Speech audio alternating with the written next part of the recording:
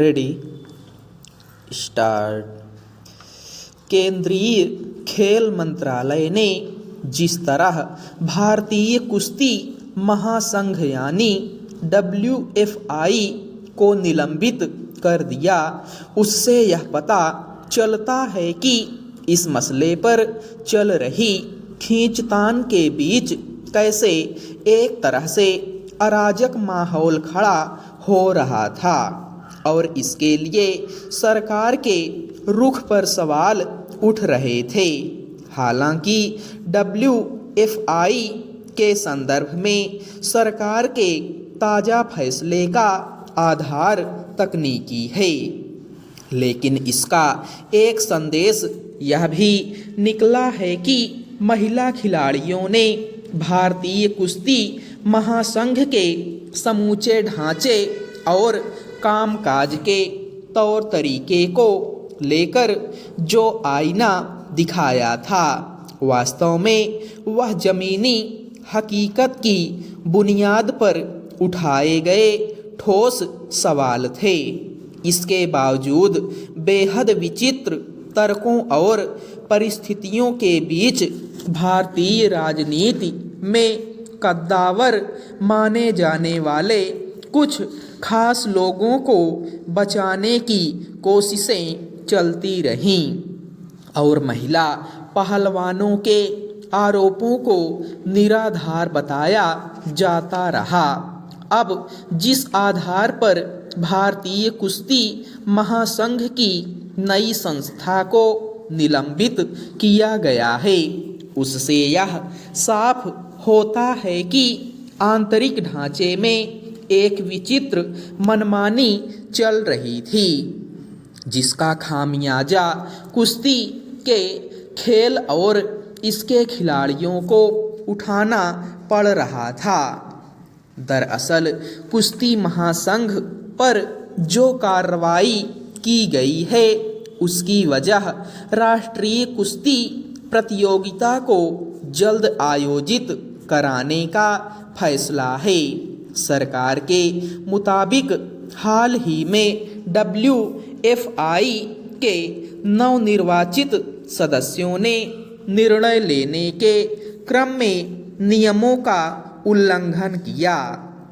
चुनाव जीतने के कुछ ही देर के बाद इसके अध्यक्ष ने उत्तर प्रदेश के गोंडा में 28 दिसंबर से अंडर 50 और अंडर 20 राष्ट्रीय प्रतियोगिता कराने की घोषणा कर दी थी और पिछली तदर्थ समिति के सभी फैसलों को खारिज कर दिया था।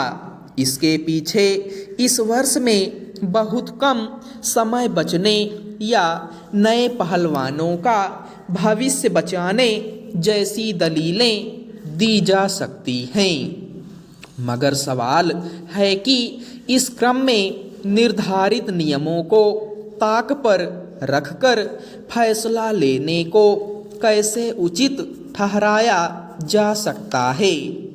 WFI की नई संस्था के गठन और नए पदाधिकारियों के चयन के संबंध में जो खबरें आई हैं, उनके मद्देनज़र देखा जाए तो ऐसा लगता है कि चुनाव प्रक्रिया में भी नियमों का पूरी तरह पालन करना जरूरी नहीं समझा गया। ऐसे में अगर केंद्र सरकार ने भारतीय ओलंपिक संघ से कुश्ती संघ से जुड़े कार्यों की देखरेख के लिए एक तदर्थ समिति गठित करने को कहा, तो उसका तकाजा समझा जा सकता है। गौरतलब है कि पिछले काफ़ी समय से कई महिला पहलवानों ने भारतीय कुश्ती महासंघ के पूर्व अध्यक्ष बृजभूषण शरण सिंह पर कई गंभीर सवाल उठाए थे और आंदोलन भी किया था, मगर उनकी मांगों पर सरकार ने कोई साफ रुख अख्तियार नहीं किया। हाल में जब WFI का चुनाव हुआ तब भी उसके अध्यक्ष के रूप में बृजभूषण शरण सिंह के ही नज़दीकी माने जाने वाले व्यक्ति की नियुक्ति हुई। इसी से निराश साक्षी मलिक ने कुश्ती से संन्यास लेने की घोषणा कर दी और कई अन्य पहलवानों ने अपने पदक लौटा दिए। किसी भी हाल में यह कोई आदर्श स्थिति नहीं है। महिला पहलवानों ने WFI के कुछ उच्चाधिकारियों के खिलाफ शिकायत उठाई थी। उसमें एक तरह से कुश्ती संघ के भीतर नियमों को ताक पर रखकर चलाई जा रही मनमानी पर रोक लगाने की भी मांग शामिल थी। WFI के चुनाव के बाद जिस तरह आनन फानन में फैसले लिए जाने लगे उसने पहलवानों की आपत्तियों से जुड़ी कड़ियों की पुष्टि की।